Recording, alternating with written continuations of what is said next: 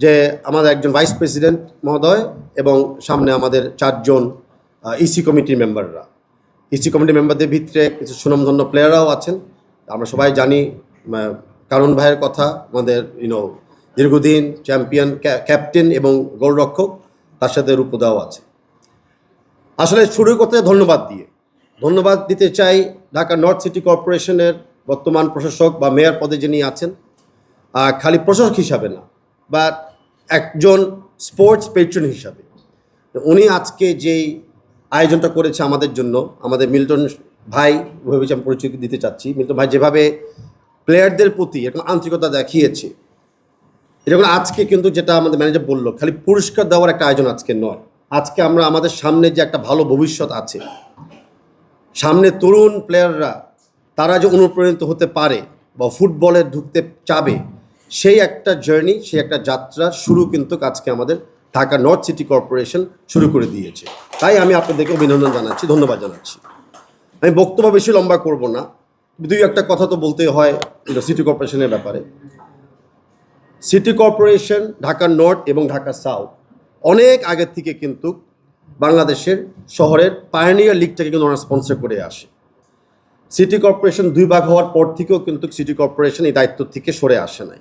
দীর্ঘদিন ধরে পায়োনিয়ার লিগটাকে ওনারা স্পন্সর করে আসছেন, মাঠ দিয়েছেন, অর্থর সহযোগিতা দিয়েছেন। সেই কারণে কিন্তু এই ঢাকা শহরের মাঠ থেকে কিন্তু অনেক তরুণ ভালো এবং প্রশিক্ষিত প্লেয়াররা কিন্তু তৈরি হয়েছিল।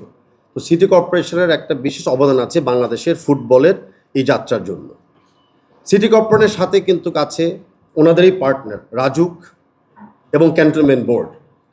ক্যান্টনমেন্ট বোর্ডের সাথেও আমি একটু উল্লেখ করতে চাই যে বাংলাদেশের সেনাবাহিনী যে অবদান রাখছে আমাদের ফুটবলের প্রতি, খালি লজিস্টিক্স দিয়ে না, সেনাবাহিনী থেকে অনেক প্লেয়াররাও কিন্তু আমাদের জাতীয় দলে খেলছে এবং ভবিষ্যতেও খেলবে। তাই আমি একই সাথে সেনাবাহিনীকে, সেনাপ্রধানকে ধন্যবাদ জানাচ্ছি।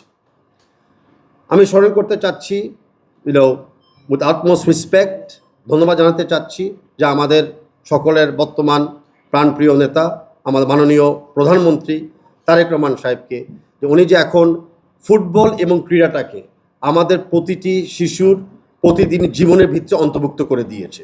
সেটা এখন স্কুলের মাধ্যমে হোক বা স্কুলের পরে বিনোদনের জন্য খেলাধুলার মাধ্যমে হোক।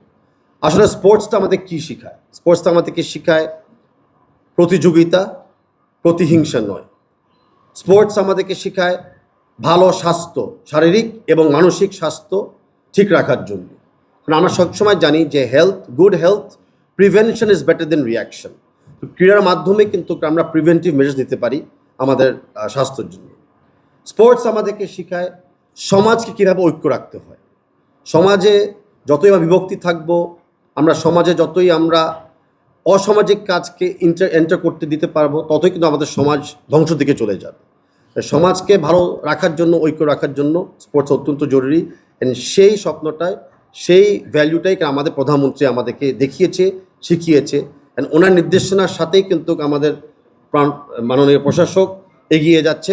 আমিও সুচেষ্টা করতেছি সেই জায়গায় থাকার জন্য। সিটি কর্পোরেশন জানাচ্ছি যে আপনারা 6টা মাঠ এখন উল্লেখ করে দিয়েছেন উন্মুক্তভাবে খেলাধুলা করার জন্য। তো অনুরোধ করছি যে মাঠ খালি উন্মুক্ত রাখলে হবে না, মাঠে মেরামতটাও থাকতে হবে, চর্চা থাকতে হবে। সেই প্রক্রিয়াতে, সেই চেষ্টায় বাংলা ফুটবল ফেডারেশন থেকে আমরা প্রস্তুত আছি আপনাদের সহযোগিতা করার জন্য। সেই মাঠে যদি কোনো কোচ লাগে বা গ্রাস কাটিংয়ে কোনো যন্ত্রপাতি লাগে, সেখানেও আমরা সহযোগিতা করব, আমরা করে এসেছি। তো আমরা আপনাদের পার্টনার হিসাবে আছি এবং ভবিষ্যতে আমরা থাকতে চাই।